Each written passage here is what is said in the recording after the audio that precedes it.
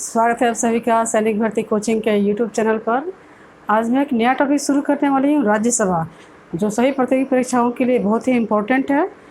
तो शुरू करते हैं आज का टॉपिक। राज्यसभा एक अस्थायी सदन है, इसे उच्च सदन भी कहा जाता है। अस्थायी सदन है और इसे उच्च सदन भी कहा जाता है।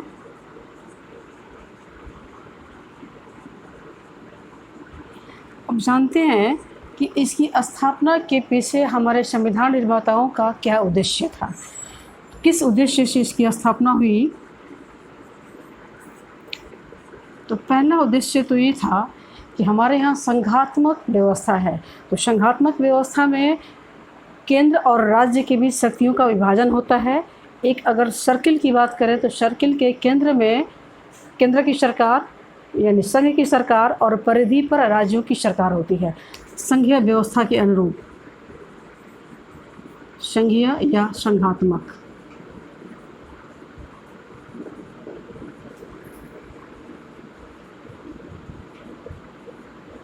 व्यवस्था के अनुरूप इसकी स्थापना हुई। दूसरा क्या है, तो लोकसभा द्वारा पारित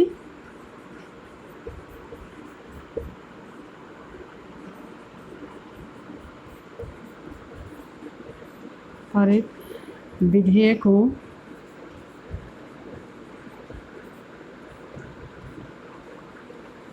की पुनरीक्षा करना।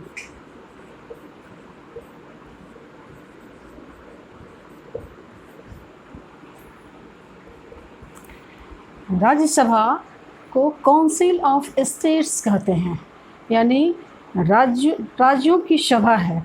तो यह वहाँ पे राज्यों के हितों का प्रतिनिधित्व करती है।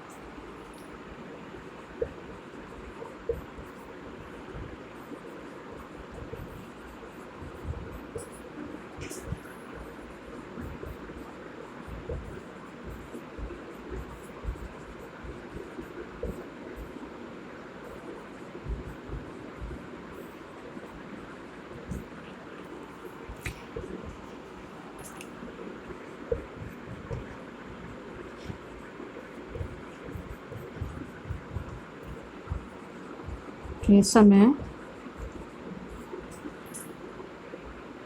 प्रस्तावों को पारित करती है।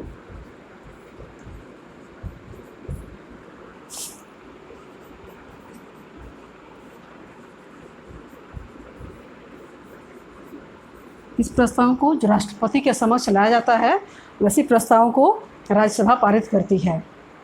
तो यह कुछ उद्देश्य था, इसका स्क्रीनशॉट ले लीजिए।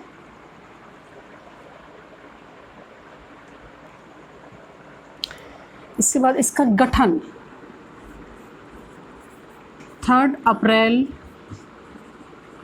1952 को। पहली बैठक कब हुई थी? 13 मई 1952 को। और पहले इसको काउंसिल ऑफ स्टेट्स कहते थे, तो काउंसिल ऑफ स्टेट्स का नाम चेंज करके राज्यसभा किया गया। तो वो कब किया गया था?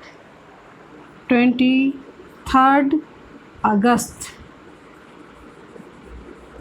1954 को इसका नाम चेंज करके राज्यसभा किया गया।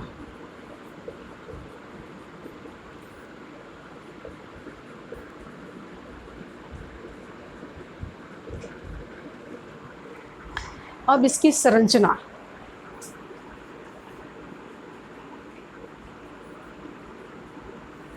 संरचना में क्या है? अनुच्छेद 80 जो है राज्यसभा की संरचना के विषय में बताता है। अनुच्छेद 80 कितने मेंबर होंगे, अधिकतम कितने होंगे और वर्तमान में कितने हैं। तो अधिकतम सदस्य संख्या कितनी हो सकती है?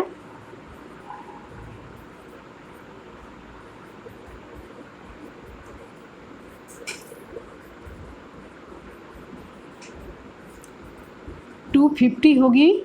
और इस 250 में 238 राज्यों की विधानसभाओं के द्वारा निर्वाचित होंगे और 12 सदस्य राष्ट्रपति के द्वारा नामित होंगे। तो 238 प्लस 12, वर्तमान सदस्य संख्या कितनी है?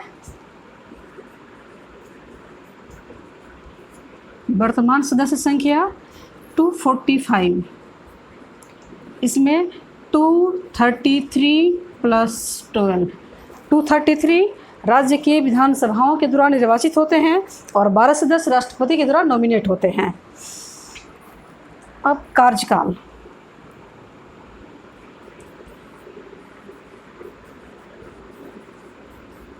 कार्यकाल कितना होता है इनका? 6 वर्ष। लेकिन ये जो कार्यकाल होता है वो राज्यसभा का कार्यकाल नहीं होता है, बल्कि राज्यसभा के सदस्यों का कार्यकाल 6 वर्ष होता है। इसका स्क्रीनशॉट ले लीजिए। 4th पॉइंट,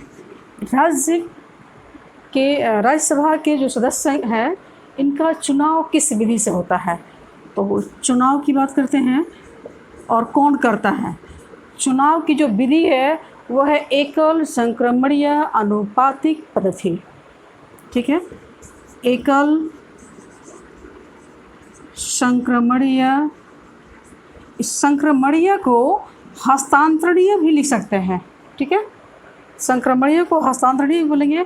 आनुपातिक, आनुपातिक पद्धति, यह चुनाव की विधि है। चुनाव करता कौन है? वोटर कौन है इसके लिए?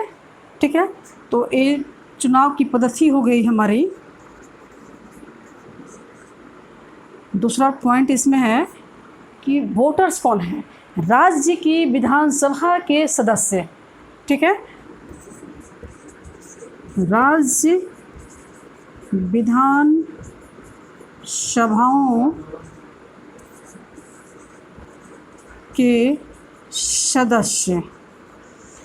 अब ध्यान रखना है कि 2 ऐसे केंद्र शासित प्रदेश हैं जहां विधानसभा है वर्तमान में, दिल्ली और पुदुचेरी। तो यहाँ की जो विधानसभा है यहाँ से भी राज्यसभा के सदस्य निर्वाचित होते हैं। तो राज्य विधानसभाओं के सदस्य प्लस क्या हो जाएगा? दिल्ली विधानसभा के सदस्य प्लस पुदुचेरी, ये लोग राज्यसभा के सदस्यों का चुनाव करते हैं। किस विधि से? एकल संक्रमणीय अनुपातिक पद्धति से। चुनाव जीतने के लिए क्या चाहिए? निश्चित अभियान चाहिए। ठीक है, विजेता कौन होगा?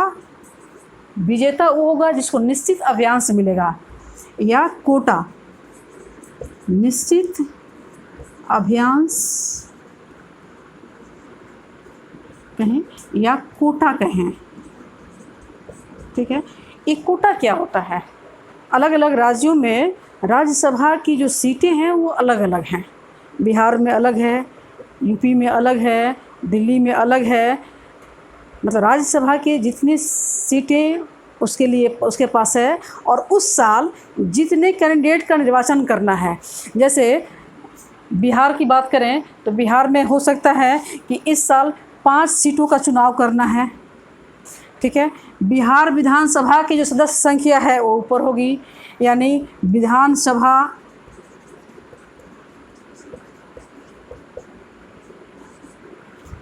की सदस्य संख्या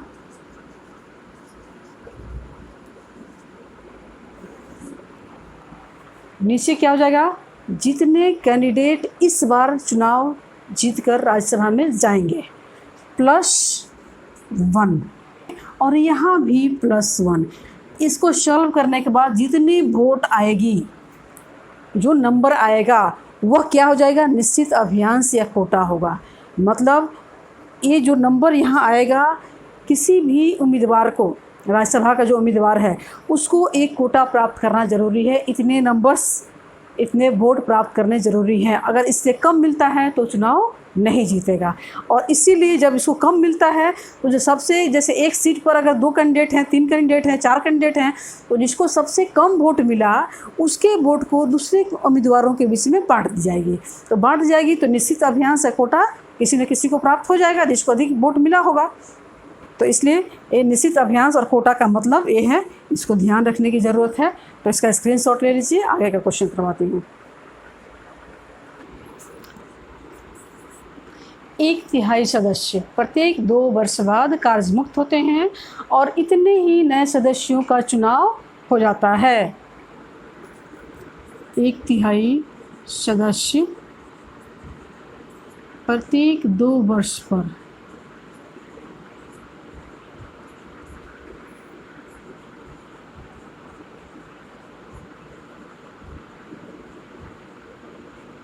कार्यमुक्त लिखिए या अवकाश लिखिए, कोई दिक्कत नहीं है।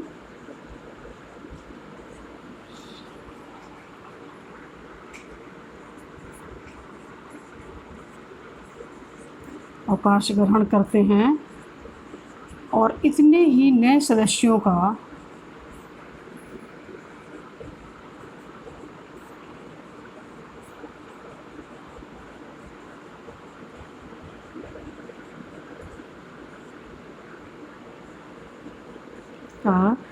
चुनाव हो जाता है।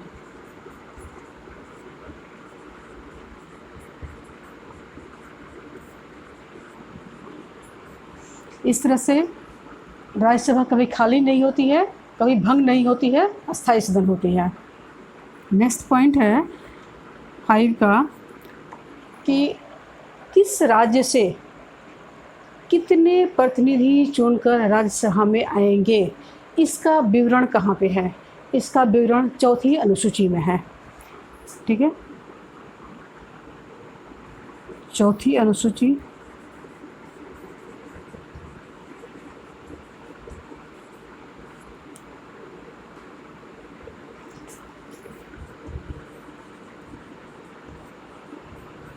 किस राज्य से राज्यसभा में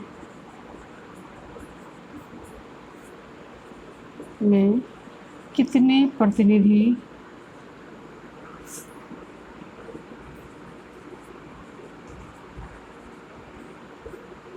चुनकर आएंगे,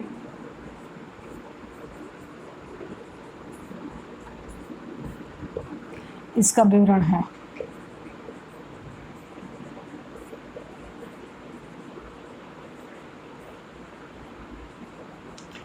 कि सभी राज्यों को इक्वल डिस्ट्रीब्यूशन नहीं हुआ है, तो इसका आधार क्या है, किस आधार पर प्रतिनिधित्व का वितरण किया गया है?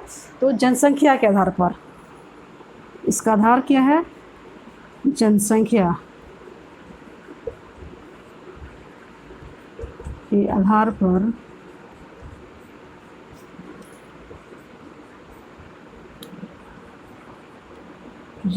के आधार पर सीटों का राज्यवार वितरण हुआ है।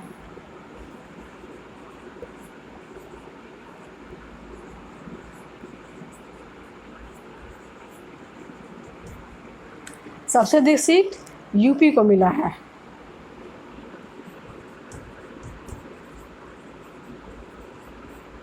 सर्वाधिक सीट उत्तर प्रदेश, यूपी कितनी है? 31। ठीक है, आप किसी दूसरे स्टेट का पेपर देना है आपको, तो उस राज्य में राज्यसभा के लिए कितनी सीटें अलॉट है, इसको याद रखना चाहिए। और ये तो याद रहेगा कि सबसे अधिक सीट किसको मिली है, तो उत्तर प्रदेश को 31 सीट। तो इसका स्क्रीनशॉट ले सकते हैं। तो 245 सदस्य हैं, 233 प्लस 12, 233 के बाद 12 सदस्य जो हैं, ये 12 सदस्यों का राष्ट्रपति जो होते हैं नॉमिनेट करते हैं या नामित करते हैं। ठीक है, सदस्यों को राष्ट्रपति क्या करते हैं? नामित करते हैं।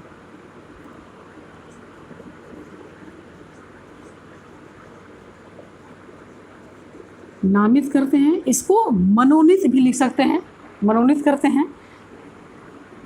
राष्ट्रपति का ये स्वविवेक का अधिकार है, राष्ट्रपति जिसको चाहे उसको नामित कर सकता है, मनोनीत कर सकता है। नहीं, यह मंत्री परिषद की लिखित सलाह मान कर सकते हैं इसको। मंत्रिपरिषद की लिखित सलाह पर। बड़े एग्ज़ामों में इस तरह के प्रश्न बनते हैं, छोटे एग्ज़ामों में तो यही काफ़ी है।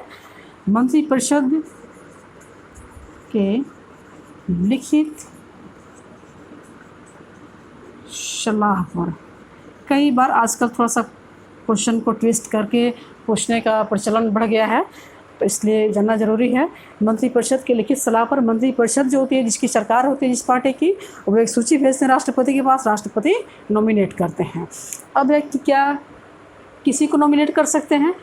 तो नहीं, किसी को नॉमिनेट नहीं कर सकते हैं। राष्ट्रपति या मंत्रिपरिषद उन लोगों की सूची भेजती है जो अपने क्षेत्र में विशेष ख्याति प्राप्त हो, उनका अचीवमेंट हो। और जो कॉन्स्टिट्यूशन में जो लिखा है, जो संविधान में लिखा गया है, वो लिखा गया है कि ये जो 12 सदस्य होंगे वो साहित्य,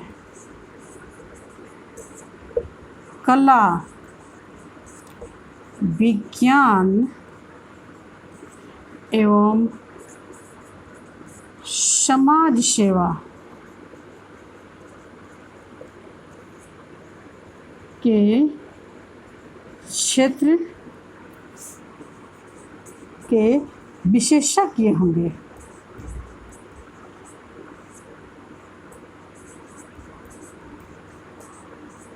यहाँ एक चीज़ मैं मेंशन करना चाहती हूँ कि सचिन तेंदुलकर का जो नॉमिनेशन हुआ था राज्यसभा में, तो काफ़ी चर्चा हुआ था।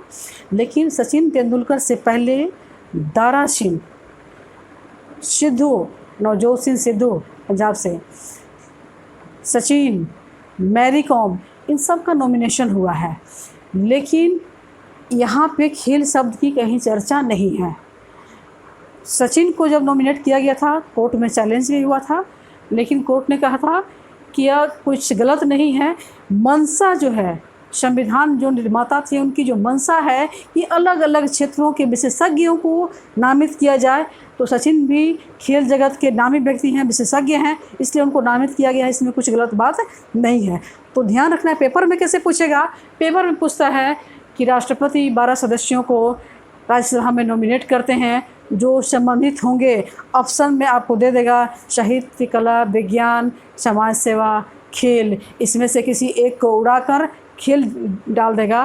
खेल से नॉमिनेशन ज़रूर हुआ है, लेकिन लिखा नहीं गया है संविधान में, और जब लिखा नहीं गया है तो हमारा आंसर भी वो नहीं होगा। जो लिखा गया है हमारा आंसर भी वही होगा। ठीक है, अब बात करते हैं, ये तो 233 हो गए, 12 हो गए, लेकिन इनकी योग्यता क्या है? क्या किसी को भी नॉमिनेट कर सकते हैं या कोई भी इलेक्शन लड़ सकता है? राज्य की विधानसभा के द्वारा जो इनका चुनाव होता है, तो क्या कोई भी खड़ा हो सकता है? तो योग्यता की बात करते हैं।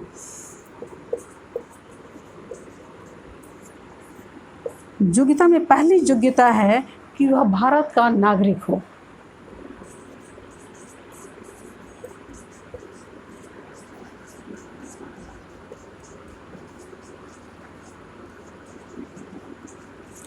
दूसरी योग्य क्या है? दूसरी योग्यता है कि वह 30 वर्ष की अवस्था पार कर चुका हो या उसकी न्यूनतम उम्र 30 वर्ष हो। ठीक है, न्यूनतम उम्र 30 वर्ष हो। लोकसभा में न्यूनतम उम्र 25 साल। तीसरी योग्यता इसमें भी वही है कि संसद अन्य योग्यताओं को कानून बनाकर निर्धारित करेगी, और निर्धारित की भी है। संसद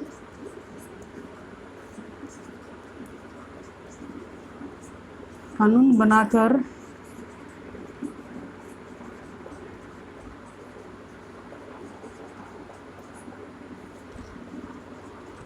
को निर्धारित करेगी।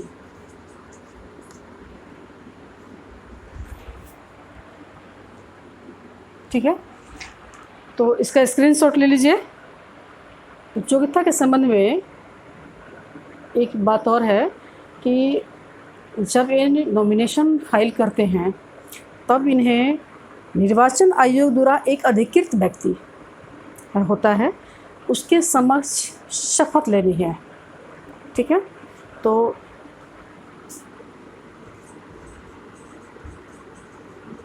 कब? जब नॉमिनेशन फाइल करेंगे तब, यानी चुनाव होने से पहले ही, चुनाव की काज उम्मीदवार जब बनेंगे उसी समय निर्वाचन आयोग द्वारा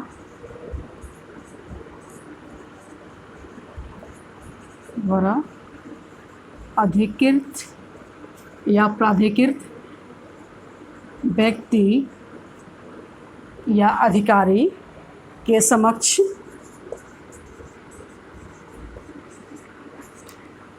तीसरी अनुसूची, एक टॉपिक पे वीडियो बनाऊंगी मैं कि किस अनुसूची में किन बातों का जिक्र है।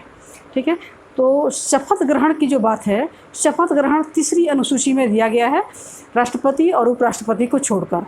राष्ट्रपति और उपराष्ट्रपति का जो शपथ है वो उनके से संबंधित अनुच्छेदों में दिया गया है, लेकिन तीसरी अनुसूची में इन लोगों के शपथ के विषय में चर्चा है। तो अधिकृत व्यक्ति के समक्ष तीसरी अनुसूची में दिए गए प्रारूप के तहत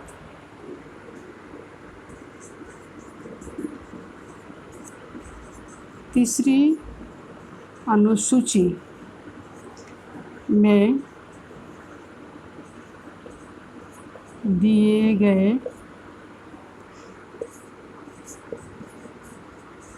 प्रारूप के अनुसार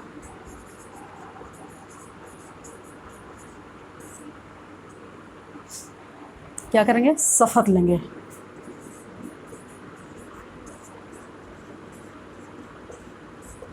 एग्ज़ाम में कई बार इस तरह के प्रश्न में पूछा गया है कि एक एमएलए या एक एमएलसी कितनी बार शपथ लेता है।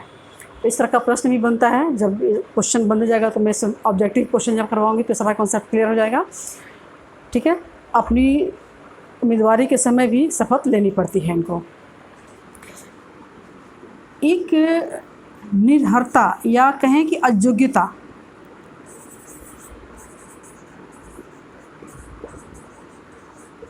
अयोग्यता के विषय में हम लोग चर्चा कर लेते हैं।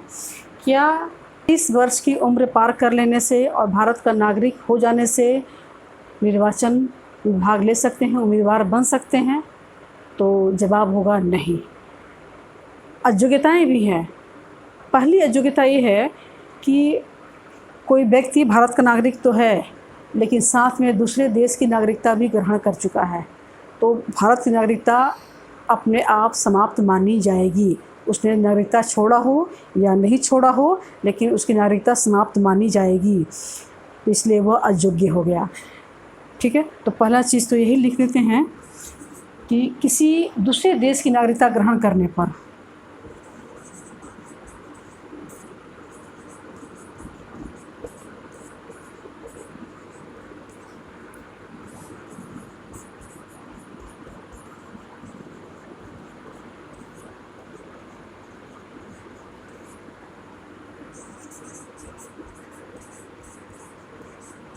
ग्रहण करने पर, क्योंकि यहाँ के जब दूसरे देश का सिटीजनशिप आप ले लेंगे तो यहाँ का सिटीजनशिप अपने आप चला जाएगा। दूसरा है कि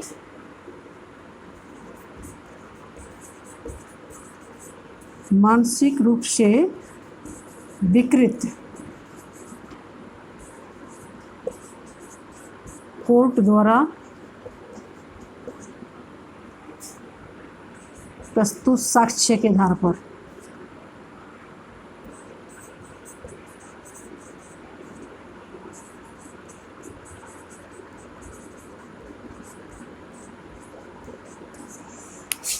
तीसरा है लाभ के पद पर, लाभ के पद पर अगर आप हैं तो आप चुनाव नहीं लड़ सकते। अब लाभ का पद पूछेंगे, लाभ का पद क्या है? तो लाभ के पद की परिभाषा संविधान में दी नहीं गई है, लेकिन ये ज़रूर लिखा गया है कि कौन कौन सा पद लाभ के पद के दायरे में नहीं आता है। तो राष्ट्रपति, उपराष्ट्रपति, कोई भी मंत्री, कोई भी एमएलए या एमपी जो हैं वो लाभ का पद नहीं है। राज्यपाल लाभ का पद नहीं है। संक्षेप में हम जान लेते हैं कि अगर किसी सरकारी नौकरी में अगर आप हैं तो आप लाभ के पद पर हैं और आप चुनाव नहीं लड़ सकते। चुनाव तब लड़ेंगे जब आप अपने पोस्ट से रिज़ाइन करेंगे, ठीक है। तो जब रेजिग्नेशन आपका चला जाएगा तब आप चुनाव लड़ सकते हैं, ऐसे आप लाभ के पद पर हैं तो चुनाव नहीं लड़ सकते हैं।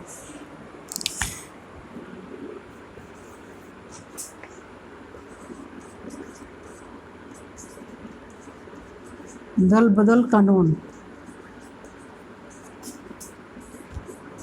के द्वारा अयोग्य घोषित होने पर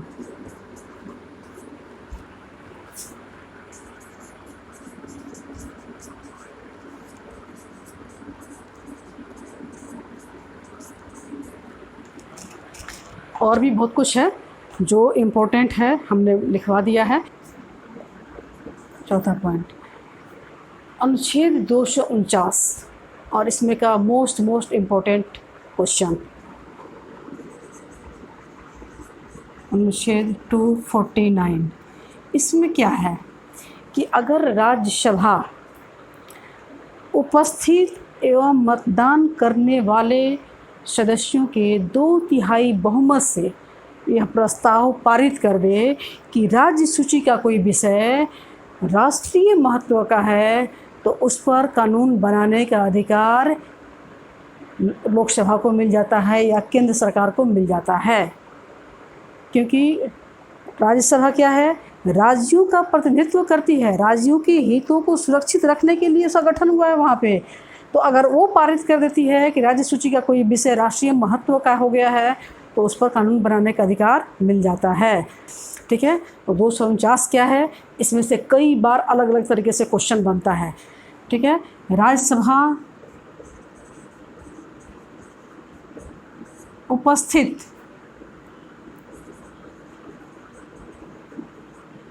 एवं मतदान करने वालों के 2/3 2/3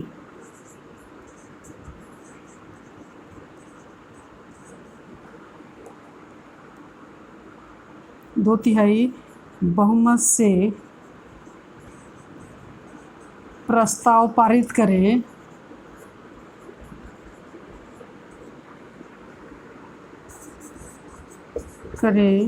कि राज्य सूची का कोई विषय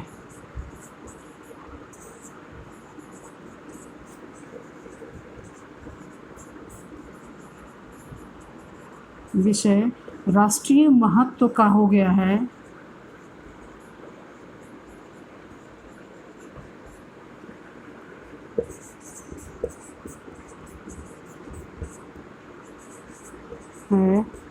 तो संघ सरकार को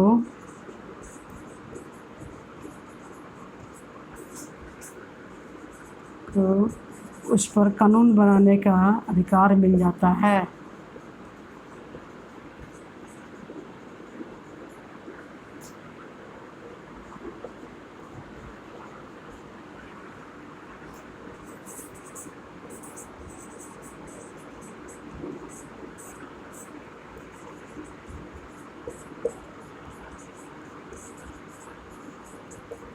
ठीक है, लेकिन इसमें ज़रूरत क्या, इम्पोर्टेंट नोट क्या है।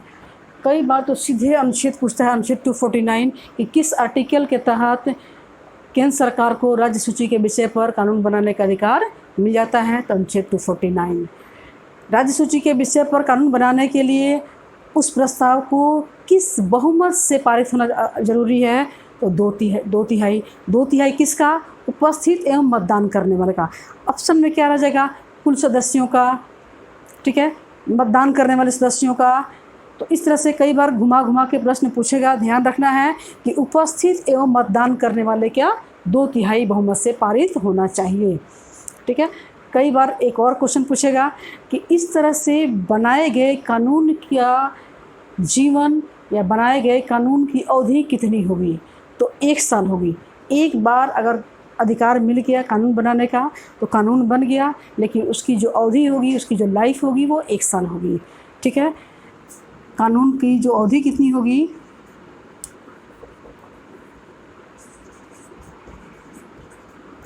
कौन सा कानून जो 249 के तहत बनेगा वो कानून की अवधि लिख लो, अवधि 1 साल होगी।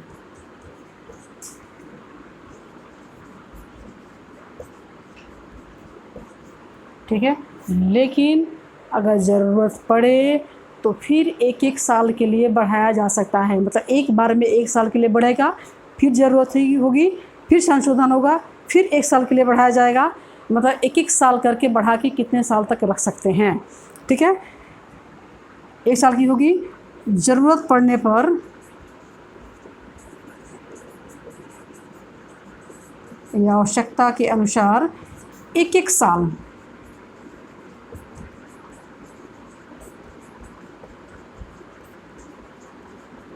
के लिए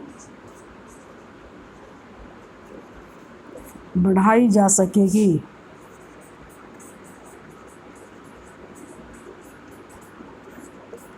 मोस्ट इम्पोर्टेंट, इसका स्क्रीनशॉट ले लीजिए।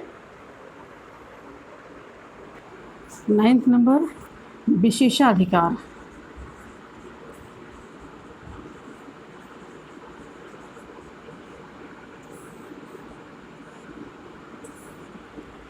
एक नंबर है, संसद की संस्तुति चाहने वाले वे सभी प्रस्ताव जो आपातकाल से संबंधित हो राज्यसभा द्वारा पारित किए जाएंगे।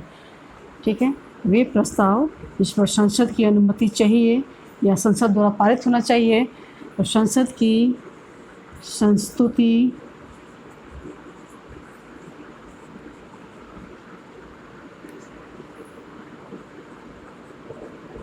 चाहने वाले सभी प्रस्ताव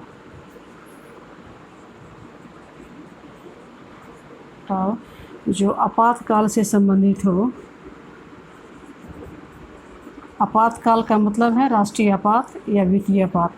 आपातकाल से संबंधित हो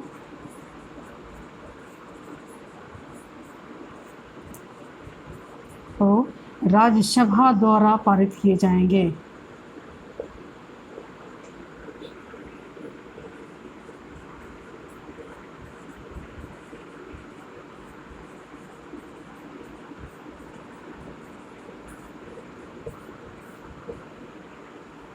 दूसरा पॉइंट है कि सभापति जो कि उपराष्ट्रपति होते हैं, इनके हटाने से संबंधित प्रस्ताव पहले राज्यसभा ही पेश करेगा, लोकसभा नहीं।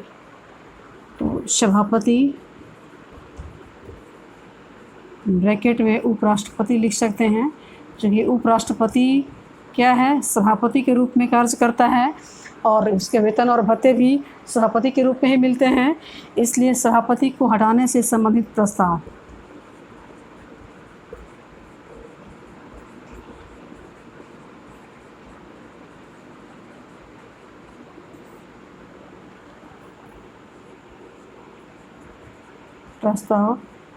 पहले राज्यसभा में पेश होंगे या पहले राज्यसभा पेश करेगी।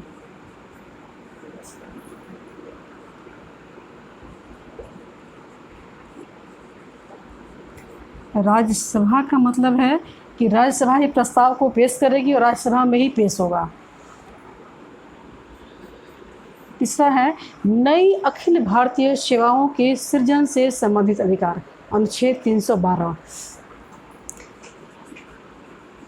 अनुच्छेद 312 नई अखिल भारतीय सेवाओं के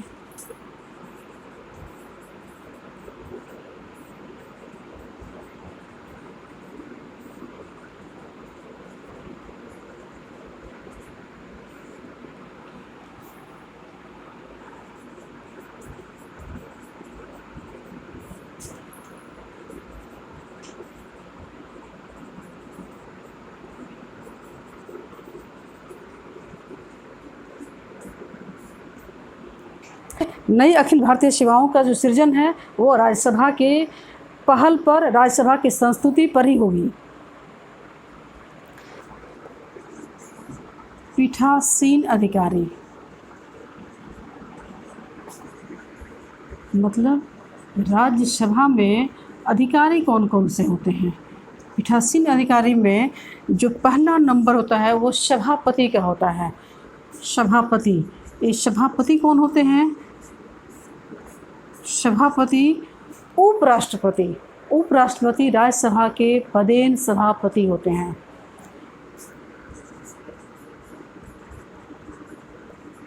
उपराष्ट्रपति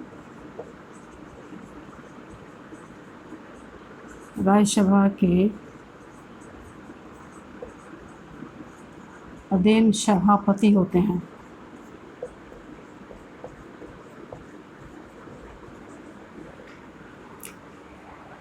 लेकिन सभापति का जो कार्यकाल होता है वो 5 वर्ष होता है। देखिए उपराष्ट्रपति का कार्यकाल भी कितना होता है? 5 साल। इनका कार्यकाल कितना होता है? इनका कार्यकाल का मतलब क्या हो जाएगा? उपराष्ट्रपति का कार्यकाल। ठीक है, उपराष्ट्रपति का कार्यकाल 5 वर्ष और राज्यसभा के जो सदस्य होते हैं उनका कार्यकाल 6 वर्ष। तो थोड़ा अंतर ध्यान में रखना है कि राज्यसभा के सदस्यों का कार्यकाल 6 वर्ष, जबकि उपराष्ट्रपति जो कि सभापति होते हैं इनका कार्यकाल 5 वर्ष। दूसरे नंबर पर होते हैं उपसभापति।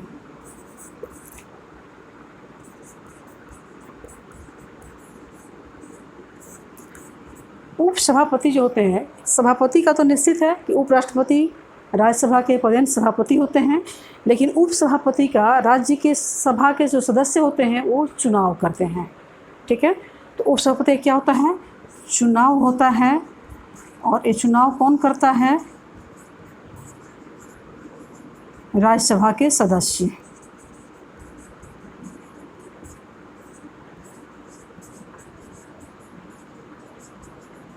सदस्य 3 नंबर पर कौन होते हैं? उपाध्यक्षों का पैनल होता है। तो एक पैनल बनता है जिसमें कुछ जो सीनियर मेंबर होते हैं उनका पैनल, उनका नाम होता है। और कई बार सभापति उपस्थित ना हो, उपसभापति उपस्थित नहीं हो, तो उस बैठक का सभापतित्व तो कौन करेगा?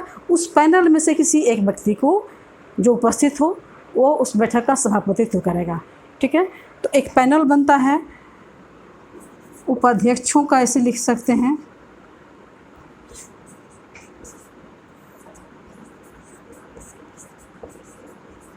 पैनल जो सभापति और उपसभापति की अनुपस्थिति में उसकी अध्यक्षता करते हैं।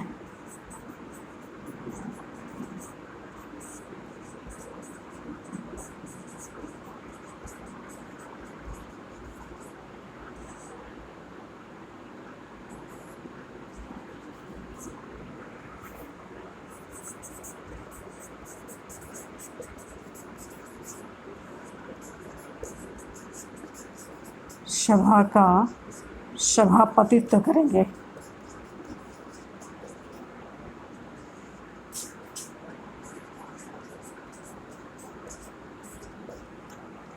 फोर्थ नंबर में महासचिव। महासचिव जो होते हैं एक्चुअल में ए सीनियर IAS ऑफिसर होते हैं। ठीक है, तो महासचिव की नियुक्ति सभापति करते हैं। ठीक है, इनकी नियुक्ति सभापति करते हैं, यानी उपराष्ट्रपति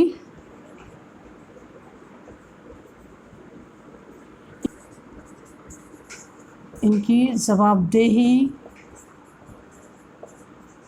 या कहें सभापति के निर्देश पर कार्य करते हैं, या इनकी जवाबदेही सभापति के प्रति होती है।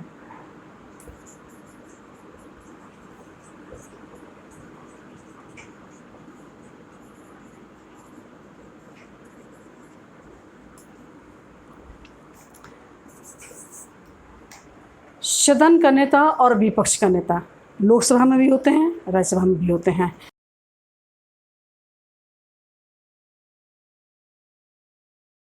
तो सदन की कार्यवाही को सुचारू रूप से चलाना, व्यवस्थित करना सदन के नेता का कार्य होता है। मतलब कहें कि सभापति के कार्य में ये हेल्प करते हैं। तो सदन का नेता होता है। सदन का उपनेता भी होता है।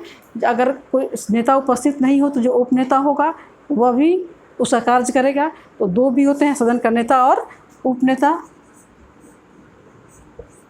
और इनका भी वही काम होता है ठीक है। इसके बाद विपक्ष का नेता, विपक्ष का नेता, विपक्ष के नेता में भी नेता और उपनेता होते हैं। विपक्ष का नेता क्या है कि सरकार की जो कमियां हैं वो खड़ा होके विनती करवाएंगे कि आपके सरकार में एक कमी है, आपने इस क्षेत्र पर फोकस नहीं किया, आपने इस तरह का कार्य हो गया, आपने उसी पर कार्रवाई नहीं की। तो इन सब बातों की, उसकी कमियों को गिनाना विपक्ष के नेता का काम है। तो इसलिए एक पद दिया गया विपक्ष के नेता का, ताकि वो काम करें। विपक्ष का नेता जो ऑथराइज रूप से होता है उसको वेतन मिलता है, सैलरी मिलती है और वो सारी सुख सुविधाएं मिलती है जो कि कैबिनेट मंत्री को मिलती है। इसलिए सदन का नेता, विपक्ष का नेता जो है वो बहुत इम्पोर्टेंट हो जाता है। अभी विपक्ष के नेता हैं वो हैं गुलाब नबी आज़ाद, ठीक है। सदन के जो नेता हैं वो थावर चंद गहलोत हैं।